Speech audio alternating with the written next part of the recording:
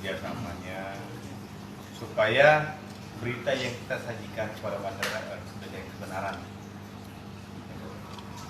Kenapa kemarin kami katakan belum bisa kami berikan data? Karena memang kami sih mengumpulkan data dan fakta supaya kami dapat menyimpulkan semua kegiatan dan dapat kami pertanggungjawabkan. Di mana Kejari Lampung Selatan itu telah melakukan proses penyelidikan terhadap kegiatan yang ada di Dinas Pariwisata, di mana kami sudah melakukan penyelidikan itu sejak tanggal 2 Oktober tahun 2019. Kami melakukan full data dan full paket terhadap 3 kegiatan, yaitu pelaksanaan kegiatan Festival Kalianda Lampung Selatan dengan dana kurang lebih 1,3 miliar.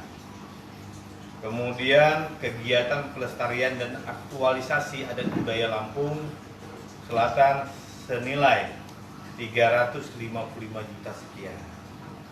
Satu lagi adalah kegiatan perekat adat budaya Lampung Selatan senilai 375 juta. Di mana kegiatan tersebut kegiatan yang dilaksanakan oleh Dinas Pariwisata Lampung Selatan pada tahun 2018. Berdasarkan fakta-fakta dan alat bukti yang ada, kami melakukan expose secara internal di antara seluruh jaksa penyelidik, seluruh jaksa, dan seluruh pejabat struktural di Kejaksaan Negeri Lampung Selatan, di mana dalam proses penyelidikan tersebut sudah dapat ditemukan 2 alat bukti cukup untuk peningkatan status dari proses penyelidikan menjadi proses penyidikan, di mana kami telah meningkatkan status penyelidikan tersebut tanggal 11 November tahun 2019.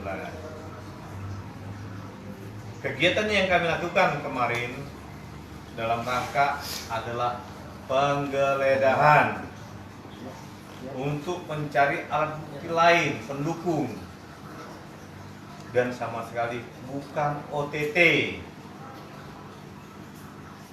Kami melakukan penggeledahan di kantor Dinas Pariwisata Lampung Selatan dan ada beberapa tempat lain yang kami lakukan dalam rangka mencari alat bukti lain pendukung kegiatan